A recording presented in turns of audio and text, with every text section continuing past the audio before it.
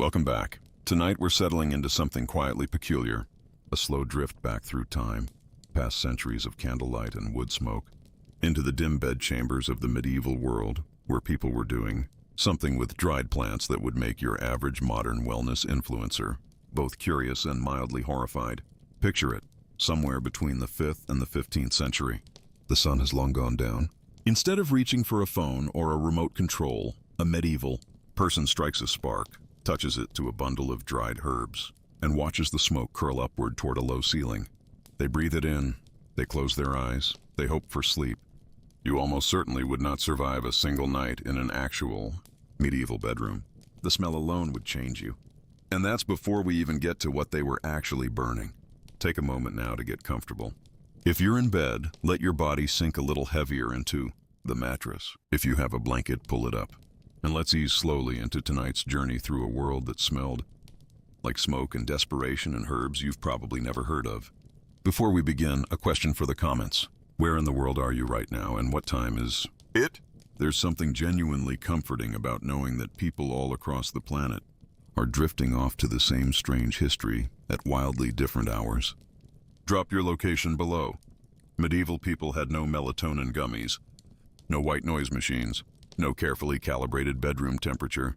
What they had was darkness, cold, anxiety, animals making noise outside, and the very real awareness that disease could sweep through their entire community without warning. Sleep for them was not a given. It was something you fought for, something precious that slipped away easily and didn't always come back. And so they burned plants. The reasons were actually quite logical when you understand the context. First, there was medicine. Medieval people got sick with alarming frequency and had no antibiotics, no vaccines, no germ theory. What they did have was centuries of accumulated observation.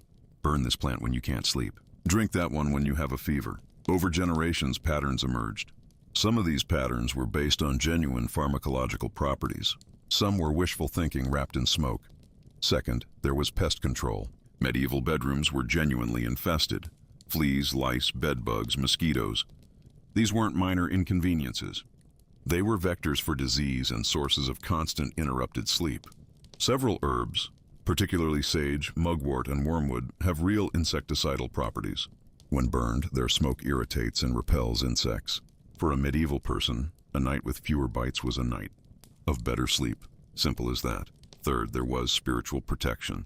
Medieval Christianity was not a casual background presence. It saturated every corner of life, including the bedroom at night. Many herbs carried religious significance. Sage was used in blessing rituals. Incense was central to church ceremony. Burning a plant before sleep was, for many medieval people, an act of spiritual as much as physical self-care. Fourth, there was the smell problem. Medieval bedrooms did not smell pleasant. No indoor plumbing, infrequent bathing, chamber pots, animals nearby. Burning something herbal didn't exactly fix this, but it replaced the smell of human decay with something that at least felt intentional, medicinal, purposeful. And fifth, there was the sheer desperation of chronic insomnia. Historians who study medieval sleep patterns suggest that uninterrupted rest was genuinely rare for many people. Between cold, hunger, noise, anxiety, and parasites, lying awake at night was common. When you are that desperate, you will breathe smoke. You will drink unpleasant teas. You will do whatever it takes, because the alternative, alone in the dark with your thoughts and your fleas, was unbearable. Let's begin with the most dramatic plant in the medieval herbal cabinet. Mandrake was the rock star of medieval herbs, famous, feared, surrounded by more mythology than most plants could handle. If medieval herbalism had celebrity gossip, Mandrake would have been its subject for centuries. It's a plant with a forked root system that, if you hold it at the right angle and squint generously, resembles a small human figure. Thick central root, branching into something that looks vaguely like legs, small offshoots that suggest arms. For a medieval person who believed that plants contained hidden spiritual properties, a root shaped like a tiny person was practically screaming that it was magical, and the stories followed accordingly. The most famous piece of Mandrake mythology was the screaming root legend. According to medieval belief, pulling a mandrake from the ground would cause it to emit a shriek of such supernatural force that anyone within earshot would either die instantly or lose their mind permanently. Therefore, harvesting mandrake required an elaborate ritual. You couldn't simply dig it up. You had to tie a dog to the plant, step well back, Cover your ears and let the animal do the pulling. The dog would hear the scream and presumably suffer for it, but at least you would survive. Was any of this real? No, mandrake roots do not scream. But here's what's fascinating. There's a plausible reason this belief persisted. Mandrake contains several alkaloid compounds, including scopolamine, hyoscyamine, and atropine. These are genuinely psychoactive. If you were harvesting mandrake and breathing in dust from the disturbed roots, or if you'd already ingested some of the plant, you could absolutely hallucinate sounds. You might feel overwhelming dread. You might be entirely convinced you had encountered something supernatural. And when you told your neighbors about it afterward, they had no reason to doubt you. Medieval people who used mandrake experienced something genuinely altered. They might sleep, yes, but they slept through hallucinations. They woke feeling as though they had traveled somewhere else entirely. To someone with no concept of alkaloids or brain chemistry, that experience was proof of the plant's supernatural power. The risk was real. Doses that produced sleep were uncomfortably close to doses that produced unconsciousness, or worse. Medieval herbals actually warned against mandrake, recommended it only in the smallest possible quantities, suggested it be reserved for the most desperate cases, and yet people used it anyway. Because sometimes the medieval night was terrifying enough that a 50-50 chance of either hallucination or death seemed preferable to lying awake listening to the rats in the walls. If mandrake was dramatic, henbane was paranoid. Henbane, Hyoscyamus niger, contains the same alkaloid family as mandrake, scopolamine and hyoscyamine in particular. These compounds sedate at low doses, cause hallucinations at medium doses, and can be fatal at higher doses. The problem was that the alkaloid concentration in any given henbane plant varied wildly depending on the soil, the season, the weather, the phase of the moon. For all anyone knew, you had no way of measuring what you were actually getting. Medieval herbals are full of warnings about henbane. Use only the smallest quantities. Extremely dangerous. Can cause death. There's a resigned quality to some of these texts. The physicians who wrote them seem to have understood that people would use henbane regardless, and so they offered guidance that might at least prevent the worst outcomes. What made henbane particularly troubling was its unpredictability. Unlike mandrake, which tended toward a similar kind of experience each time, henbane was all over the place. One preparation might bring gentle sleep. The next, from the same plant, might produce intense anxiety and paranoia. A third might render you unconscious for longer than was comfortable. The fourth might kill you. There's a story, probably embellished but repeated in enough medieval texts to be worth mentioning, of a woman who took henbane for sleep and woke 3 days later with no memory of the time that had passed, feeling as though she had been somewhere else entirely. Whether that was henbane or medieval legend-making is hard to know. Probably both. Henbane also had an interesting side effect that affected more than just the person using it. The paranoid ideation it could produce, the sense that something terrible was approaching, that people around you were plotting against you, made users seem strange and frightening to those around them. Combine that with the odd behavior that sometimes accompanied hallucinogenic experiences, and it becomes easier to understand how some herbalists ended up accused of witchcraft. The herb was making them seem supernatural, and that appearance of the supernatural could be genuinely dangerous. One historical footnote worth knowing, henbane was occasionally added to beer in medieval times, before hops became the standard bittering agent. This means medieval people were sometimes getting unpredictable doses of mild hallucinogens in their everyday drinks. Medieval taverns may have been considerably more interesting than anyone discusses in standard history lessons. Mugwort is where we shift from terrifying to merely interesting. Where mandrake was the dangerous one and henbane was the paranoid one, mugwort was the dream herb, the plant that was supposed to unlock your sleeping mind, give you vivid and controllable dreams, and help you access knowledge that the waking hours kept hidden from you. Artemisia vulgaris is a common plant found across temperate regions worldwide. It's not exotic or difficult to grow. Medieval herbalists prized it partly because of its accessibility and partly because of its reputation for being, in the best possible sense, a little strange. Medieval people used mugwort at night in relatively gentle ways compared to mandrake or henbane. They would hang dried bundles above their beds, place stems under their pillows, burn it as a slow incense. Some would make a tea and drink it before sleeping. A few would smoke it directly. The goal in every case was the same. Mugwort would bring vivid dreams, help you remember those dreams, and perhaps, if you were fortunate, help you become aware within the dream that you were dreaming. Does mugwort actually do this? Possibly. The main active compound, thujone, does have mild effects on the nervous system. It may affect sleep architecture in ways that increase dream recall or dream intensity. It may genuinely make lucid dreaming more accessible for some people, or it may be almost entirely placebo, with the expectation of vivid dreams causing the brain to produce them. Medieval people had no way of distinguishing between these possibilities and would not have cared to. If mugwort made your dreams more interesting, it was working. Dreams were not casual entertainment in the medieval world. They were messages from God, from saints, from the deeper parts of the self. A rich dream life was a spiritually significant thing. If mugwort could help you remember your dreams, explore them, perhaps even guide them, that was genuinely valuable. It gave you access to a resource most people couldn't tap on, their own. Women seem to have been particularly drawn to mugwort. It had associations with women's health and with female magical practice. It was used in menstrual support and during childbirth. Women managed household medicine and herbal gardens, and the knowledge of mugwort traveled through female lines and families. A medieval woman dealing with sleepless nights was perhaps more likely to reach for mugwort than any other herb in this list, simply because she would have grown up watching her mother and grandmother do the same.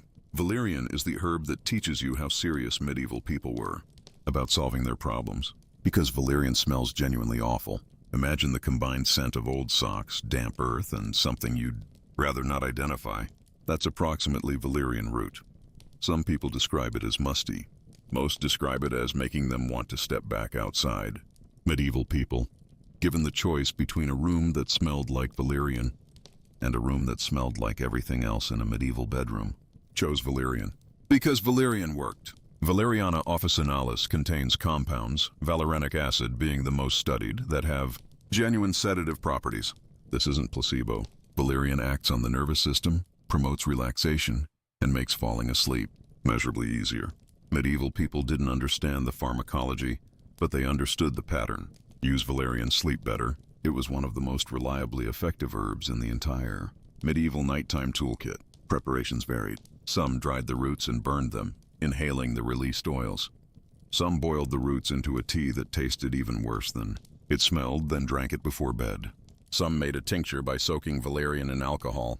Some stuffed dried roots into pillows and simply lay on top of the problem. The experience was probably something like this. You prepared the valerian, suffering through the smell. You lay down.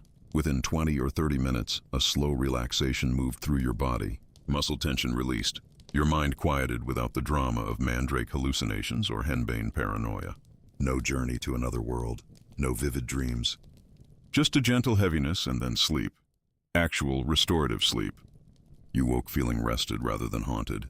Modern scientific studies have validated valerian's effectiveness. It's one of the few medieval herbs that contemporary medicine has largely confirmed as genuinely useful.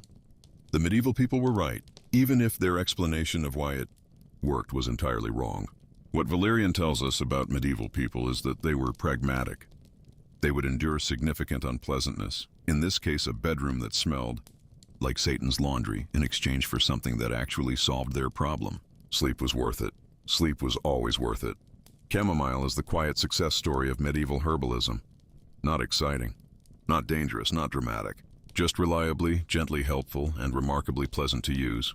Matricaria chamomilla produces small white flowers with yellow centers that, when dried and steeped in hot water, yield a pale golden tea that smells faintly of apples and tastes mild enough that even someone who dislikes herbal teas can tolerate it. For medieval people accustomed to fighting through terrible smells and paranoid hallucinations, in pursuit of rest, chamomile must have felt like a gift.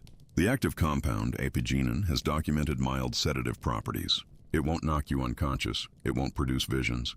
It will make you feel gently drowsy, soften the edges of anxiety, and make sleep slightly easier to reach. The effect is subtle, and it's probably enhanced significantly by the ritual itself. A warm drink before bed is inherently calming. The smell is pleasant.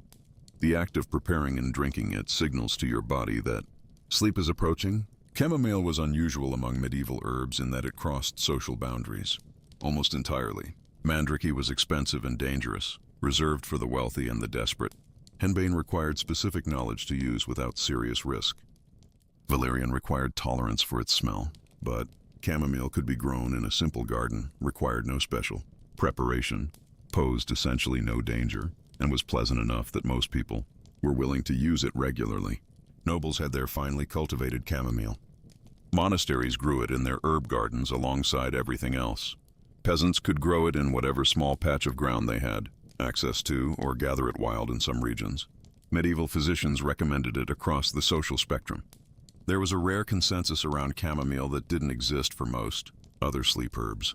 Modern science has essentially confirmed what medieval people observed through centuries of use. Chamomile is mildly effective for sleep, safe for almost everyone, and produces no meaningful side effects. It's still one of the most widely purchased herbal teas on the planet. Medieval people were right about chamomile in a way they weren't always. Right about their other remedies, and they were right for the right reasons, which is rarer than it sounds in the history of medicine. No discussion of medieval herbalism is complete without acknowledging the women who preserved and transmitted most of it. Herbal knowledge in medieval Europe was largely a feminine domain. Women managed household medicine. Women maintained kitchen gardens where medicinal plants grew alongside food. Women passed herbal knowledge down through families from mothers to daughters to granddaughters, creating continuous threads of practical understanding that existed entirely outside formal education and institutional medicine. This wasn't marginal knowledge. It was often the most reliable medical knowledge available. A wise woman in a medieval village might know more about the actual effects of local herbs than a university-trained physician who had read about humoral theory in manuscripts but never grown a plant in his life. Women herbalists were healers, midwives, and holders of what was sometimes called cunning knowledge. They were consulted for sleep remedies, for difficult births, for fevers and infections, and the thousand small medical crises of daily life. They charged for their services, sometimes with money, sometimes with goods, sometimes with simply being remembered as someone who helped. But the power they held came with a corresponding vulnerability. The line between respected healer and accused witch was disturbingly thin. If your remedy worked, that could be suspicious. How could an herb alone cure a serious illness without some supernatural involvement? If your remedy failed, that too could be suspicious. Why would someone with herbal knowledge fail unless they were deliberately causing harm? Women herbalists were caught in an impossible position. Success and failure were both potentially evidence against them. From roughly the 14th century onward, this danger intensified. The herbs hanging in your home, the quiet muttering while you prepared a remedy, the consultation with people who came to you in desperate need. All of this could be reframed as witchcraft by someone who feared you or wanted you gone. The loss of this was enormous. Generations of accumulated practical knowledge about plants, about their preparations, their effects, their safe doses passed through female networks over centuries, was disrupted or destroyed by fear and persecution. Some of it survived, some of it was lost entirely. Monasteries deserve their own mention because monastic herbalism was the most systematically organized version of everything we've discussed. Monks had time. They had gardens specifically designed and maintained for medicinal purposes. They had writing materials and the literacy to use them. And they had a fragmented sleep schedule that would drive most modern people to the edge of sanity. Medieval monks were expected to rise during the night for prayer services, return to bed, rise again before dawn, and repeat this cycle indefinitely. Getting meaningful rest within that structure required every advantage available. Monasteries cultivated sage, chamomile, mugwort, valerian, and a range of other herbs. They kept records of what they grew, how they prepared it, and what effects they observed. These records survived when other knowledge did not, because stone buildings and literate scribes are better at preserving information than oral tradition in a volatile world. The monastic approach to herbs was both practical and spiritual simultaneously. A monk using valerian for sleep was not just solving a physical problem. He was caring for the body that God had given him, maintaining his capacity for prayer and work, participating in the stewardship of nature. The spiritual and physical dimensions of herb use were not in conflict. They were the same thing viewed from different angles. This is actually one of the more appealing aspects of how medieval people thought about plants. There was no distinction between the herb's physical effects and its spiritual significance. Both were real, both mattered, both were part of the same experience. Burning sage was medicine and spiritual protection at once, and the medieval mind had no reason to separate these functions. We're living in an interesting moment. Modern medicine spent several centuries systematically replacing herbal remedies with pharmaceutical drugs. Isolate the active compound, synthesize it in a laboratory, deliver it in a measured dose. The messy, variable, difficult to standardize whole plant was set aside in favor of the clean, controlled chemical derivative. And now people are buying valerian root in capsule form from health food stores. They're drinking chamomile tea before bed. They're using mugwort for lucid dreaming, which is exactly what medieval people were using it for. The herbs never really went away. They just moved to the margins, and now they're drifting back toward the center. Some of this is genuinely validated.